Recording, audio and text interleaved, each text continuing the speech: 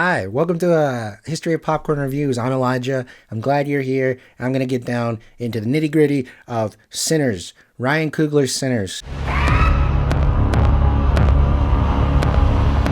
I had some really high expectations for this movie. Everything that I started to hear about with this movie kept me more engaged. Ryan Coogler had said that two of his major influences for this movie was From Dusk Till Dawn and The Faculty, which I think shows in such an incredible way. I would even throw in a little bit of Tarantino in there, because when it gets violent, it gets very violent. It's like Tarantino would be giving him a thumbs up with the violence there. I can say I had some doubts trusting Michael B. Jordan to carry this role in this movie, as having dual roles as playing twin brothers. I feel bad for feeling that way because Michael B. Jordan does an incredible job in this movie. I'm going to give you this review as spoiler free as I can, so you don't have to worry about any spoilers. I'm not going to spoil anything. I'm just going to let you guys know that this was an experience that needs to be seen on the big screen. They have a very exciting a format of seeing it in theaters right now, which is 65mm IMAX. If you're in a city that is doing that type of format, please go see it in the biggest format you can, because that's what Oppenheimer did back when it was in theaters, and it's an experience that immerses you more so than a lot of other types of digital and standard format. What Ryan Coogler does with his movie Sinners is really, it blew me away. It's expansive, it's deep, it takes its time with everyone and everything that it's talking about. It really shows how much he loves the details and the little things that matter in stories and people and humanity. And he holds it to a way that it shows that he has a standard of what he wants his stories to be. From everything that I've heard about Ryan Coogler, this is one of his most personal stories, inspired by a family member that he had passed away. This was a sort of love letter to him, to southern blues, to ancestry, to the mythology of music. Like, if this is what Ryan Coogler wants to do, let him do anything else after this. Let him make what he wants to make next, because this is probably the closest thing we might get to him producing and directing a musical. But if he goes full-blown musical, if he wants to make it, let him do it. Because this movie immerses you so much so that it feels like an experience that needs to be had in a way. He holds his ground. The music that is in the movie is a full character in itself.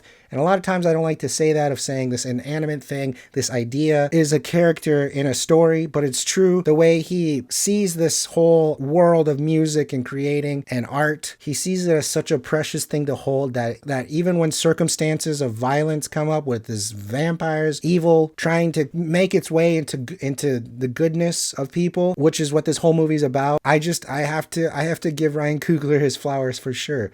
Everyone does an incredible job. I think a lot of people will be very satisfied with this movie. I can kind of see how the marketing of this movie would be very difficult, just because he brings so many layers of storytelling in this one movie. He tells love stories, he makes a musical, he makes a horror movie, he makes a slasher, he makes a gory action adventure, he makes a prohibition drama. He's weaving all of these elements into one cohesive story, cohesive feeling, and you'll feel full afterward. It's a full meal. It's a full package movie. Everyone does a great job in their performances. Hailee Steinfeld's good.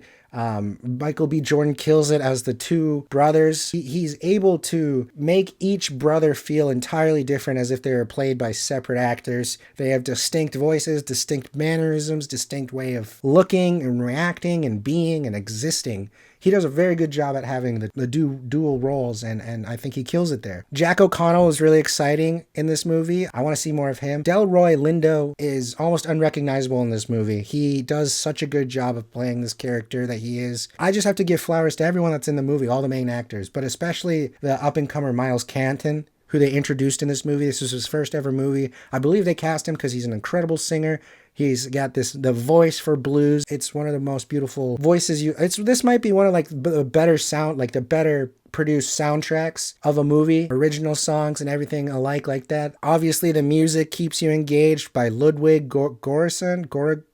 I'm probably messing up his name, but he has been making music with Childish Gambino, Christopher Nolan. He's been making music with Ryan Coogler. He's working with so many people nowadays because of his talented way of producing music, and I think he deserves all of his flowers as well. Every layer of this movie becomes so cohesively together. It's a full meal of a movie. You have to experience it in a theater. What Ryan Coogler does is he manages to have all these things happening, and he immerses you that you don't want to look away. You care about everybody. He really takes his time with telling this story. He does it in an incredible way where you're not just like trying to fast forward. You're trying, like, I just want to see what happens next. The moments he holds, you really feel them so deeply, and I think he does such a good job of weaving all these different genres and keeping it so grounded in a way that it just makes you care and want to experience this. I think that's what movies need nowadays. This was an original idea, and it's on a big format. I just hope everybody can see this movie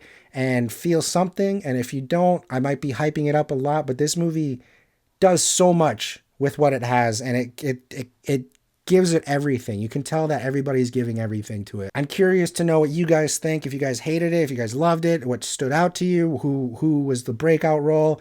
Out of 5 stars, I'm giving it 4 stars. This is a movie that I want to see again. I'm looking forward to hearing what you guys think. I'm looking forward to what Ryan Coogler's going to do next, what Michael B. Jordan's going to do next. I'm excited to see what sort of power this movie brings to Hollywood and creators in general. I'm just excited for the future after seeing a movie like this. That's one of those, I'm excited for Hollywood. I'm excited for creative voices and original voices to be coming out because this movie did what it was able to do. It's really well done. I highly recommend it to any of you guys. So 4 out of 5 stars. I want to know what you guys think. But leave your comments down below. Give this video a like if you want. Subscribe to our YouTube. We're always doing videos.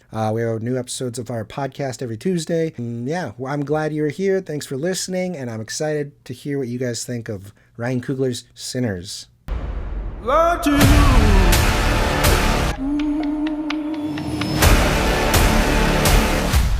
Yo, smell anything?